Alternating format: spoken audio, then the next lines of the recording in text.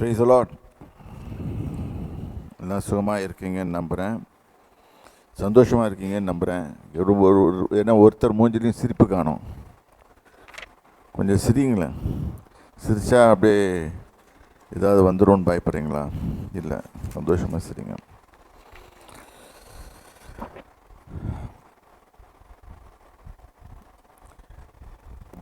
What I'm teaching you is a very practical Christian life. ப்ராக்டிக்கலாக நம்ம follow பண்ண வேண்டியது, ஆனால் நமக்கு தெரியாமல் இருக்குது. ஒரு நிமிஷம்ங்க. Let's turn our Bibles to Agai chapter 1. அப்படியே வச்சுட்டு ஒரு ஜெபம் பண்ணுவோம்.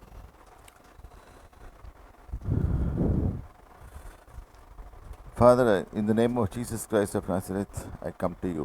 கர்த்தாவே,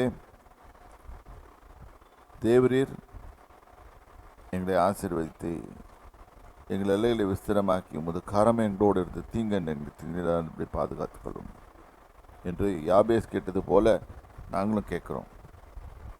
இந்த வசனத்தின் அர்த்தங்களை புரிந்து கொள்ள கிருபை தாரும். Lord, the Holy Spirit, open our eyes, ears, hearts and minds of understanding. You speak, we listen, because we don't know what's our way, but you know our way. Thank you, Lord. In Jesus' name I pray.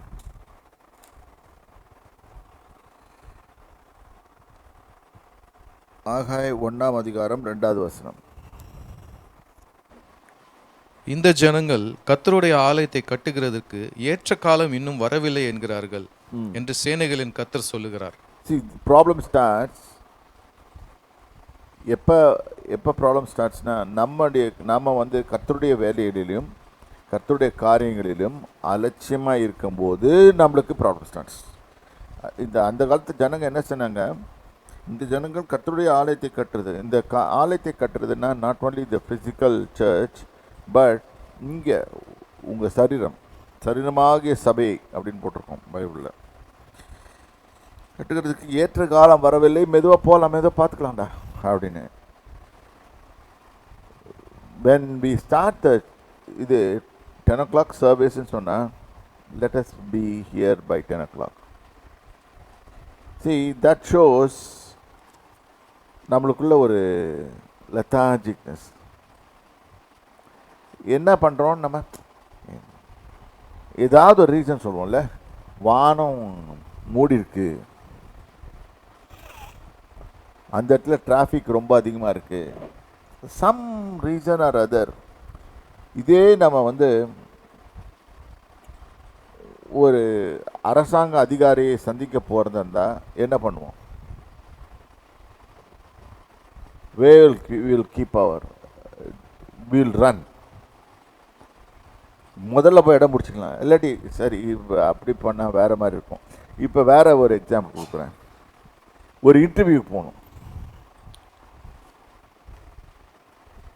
காலேஜில் இடம் பிடிக்கணும், ஒரு இன்டர்வியூக்கு போகணும், இல்லாட்டி வேலைக்கு போகணும், வேலை கிடைக்கணும், அதுக்காக ஒரு இன்டர்வியூக்கு போகிறீங்க. என்ன பண்ணுறீங்க சொல்லுங்கப்பா? ஆன் டைம் கூட இல்லை, முன்னாலே போய். சில பேர் சினிமா தியேட்டரை பார்க்கறதுக்கு முந்தின நாள் இடம் பிடிச்சி வச்சுருக்காங்க. கிரிக்கெட் மேட்சுக்கும் சினிமா தியேட்டர் ப்ரீ புக்கிங். இங்கே தேவனுடைய ஆலயத்துக்கு வரணும்னு சொன்னால் நம்மளுக்கு கஷ்டமாக இருக்கு இல்லை, ஒரே கஷ்டமாக இருக்குது. அப்புறம் எப்படி ஆசீர்வாதம் வரும்? அப்படியே ஏதோ தானோ அப்படின்னு போகிறது. ஸோ இந்த நாள் தான் நம்ம கிறிஸ்தவ ஜனங்கள் அடி வாங்குறாங்க.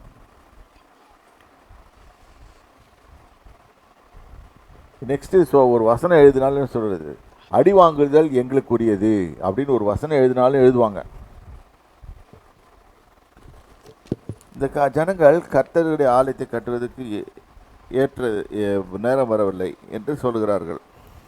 அதாவது கர்த்தருடைய ப்ராப்ளம் என்னென்னா, நீ என்னுடைய வீடு மோசமாக இருக்கும்போது நீ என்ன பண்ணுற, உன்னுடைய இஷ்டப்படி நீ பண்ற, ஏனோ தானோ என்ற வாழ்க்கை. நான் இஷ்டப்படி வாழ்வேன். ஆனால் நான் போய் ஆண்டவர்கிட்ட ஒரு இது கேட்பேன், ஃபேவர் கேட்பேன், அவர் செய்யணும்னு எதிர்பார்ப்பேன். இல்லை, ஆண்டவர்கிட்ட ஒரு ஃபேவர் கேட்பேன், ஆனால் அந்த ஆண்டவர் செய்யணும்னு எதிர்பார்ப்பேன். ஆனால் நான் என் வழியில் தான் நடப்பேன். சத்தியமாக ஆண்டவர் கேட்க மாட்டார். அப்புறம் வந்து கேட்காதீங்க ஏன் ஆண்டவர் எங்கள் ஜெபத்தை கேட்கலன்னு. உங்கள் இஷ்டப்படி செய்கிறதுக்கு ஆண்டவர் வழி தேவையில்லை, அது உங்கள் வழியே போகணும். அதான் ஒரு இதெல்லாம் கேட்டிருக்கீங்களே, உங்களுக்கு தான் தெரியுமே, நான் சொல்லி கொடுக்குறேன். என் வழி பார்த்தீங்களா, டக்குன்னு சொல்கிறாரு. அப்படின்னு சொல்கிறதுக்கு ஒரு ஆளை வச்சுட்டாங்க. தனியாக தான் போயிட்டுருப்பேன் அப்படின்னு ஒவ்வொருத்தரும் தனித்தனியாக போயிட்டு இருந்தாங்கன்னா, ஒரு பஸ் வருது, அதில் ஏற மாட்டேன், நான் தனியாக தான் வருவேன் அப்படின்னு சொன்னால் பஸ்ஸு போயிடும்.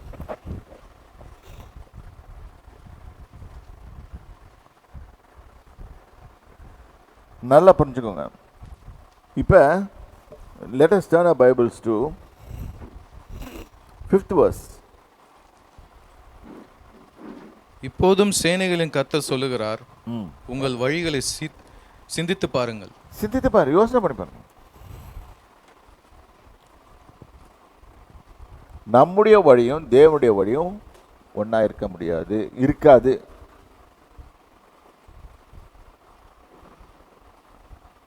உன் வழியை சிந்தித்து பாரு.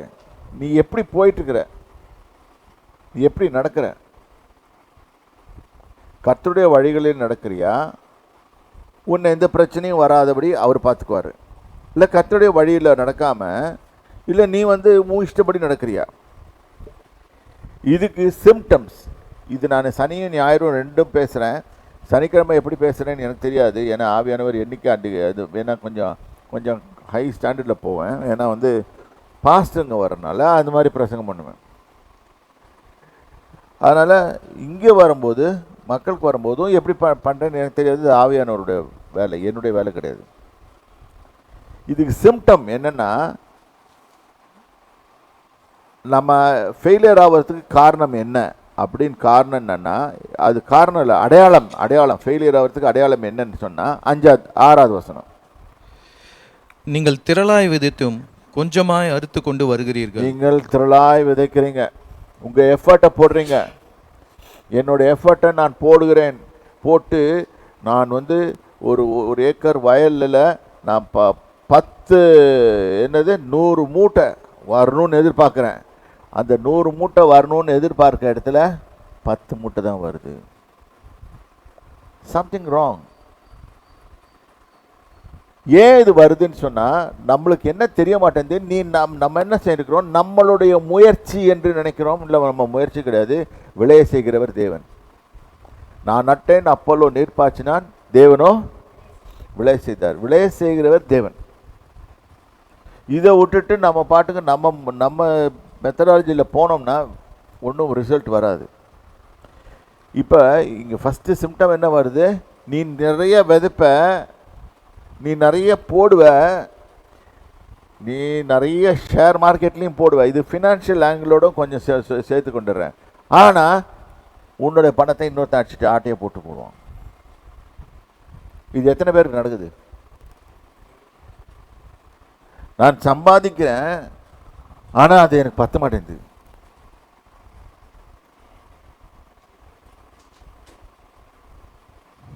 நான் அதிகமாக தான் சம்பாதிக்கிறேன், ஆனாலும் எனக்கு பத்த மாட்டேங்குது. இல்லாட்டி நான் முழுக்க நான் சேர வேற, எனக்கு சம்பளமே வர மாட்டேங்குது. இப்படி ஒரு மெத்தடாலஜி, இப்படி ஒரு இது. அதுதான் இங்கே போட்டிருக்கு. திரளாய் விதைத்தும் கொஞ்சமாய் அறுத்து கொண்டு வருவீர்கள், நீங்கள் புசித்தும் திருப்தியாகவில்லை. புசித்து சாப்பிட்டோம், ஆனால் திருப்தி இல்லை.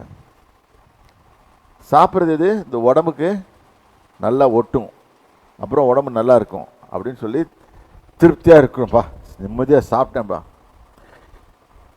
இந்த காலத்து ஜனங்கள் என்ன பண்ணுறாங்க, ராத்திரி ஸ்விக்கி ஜொமாட்டோன்னு போயிடுறாங்க. இல்லை? அப்புறம் காசெல்லாம் போயிடுச்சு. அது யார் சாப்பிட்றான்? ஸ்விக்கி சாப்பிட்றான், சொமோட்டோ சாப்பிட்றான். அப்படி தானே எங்கெங்கேயோ ஆர்டர் பண்ணுறோம் நைட்டில். ஆண்டவரோட வழிகளில் போகாமல் நம்ம என்ன பண்ணுறோம்? ஸ்விக்கியில் சாப்பிட்டா என்ன தப்பு, சொமோட்டோவில் சாப்பிட்டா? ஆண்டவர் சொல்கிறாரு நீ சமைச்சு சாப்பிடு, எல்லாம் டைமுக்கு சாப்பிடு. சாப்பிட்டு 3 மணி நேரத்துக்கு ஜீரணத்துக்கு வேணும்.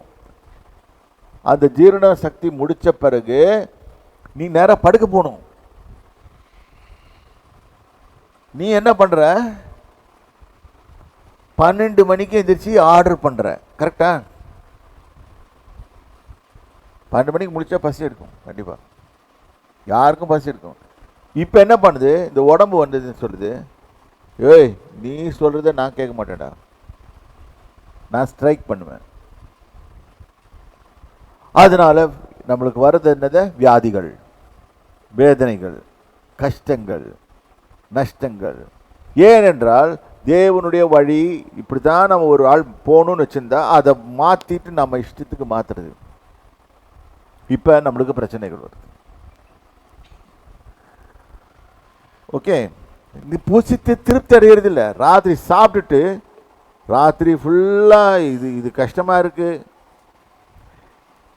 ராத்திரி ஃபுல்லாக தூக்கம் வர மாட்டேங்குது. ஏன்னா சாப்பிட்டதெல்லாம் இங்கே வந்து நின்றுக்குது. எப்படி?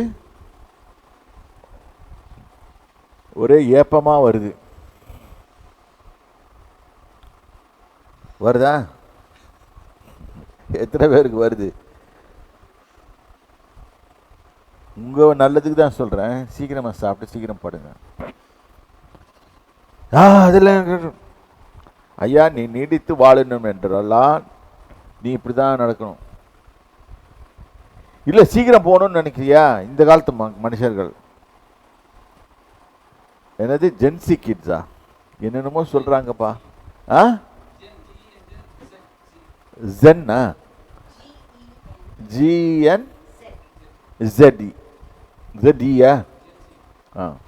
என்னமோ கேட்டா. அப்போ இப்போ அதுக்கு மேலே இன்னொரு எந்திரிச்சு கொரோனா கிட்ஸ்ன்னு வருது. என்னென்னமோ பேரில் வைக்கிறாங்கம்மா. மனுஷனுக்கு என்ன idea? 90s kit, 80s kit. 80s இப்போ வந்து கிட்ஸாக இருக்காது, அது ஆண்டிஸ் அங்கிள்ஸாக இருக்கும். Okay, 90s kid and 2000 kids. இதுங்களுக்கெல்லாம் எப்படி நடக்கிறதுனே தெரியாது. சொல்லி கொடுத்தா நீ போயா, உனக்கு என்ன தெரியும், நாங்கள் எங்கள் இஷ்டப்படி தான் வாழ்வோம்.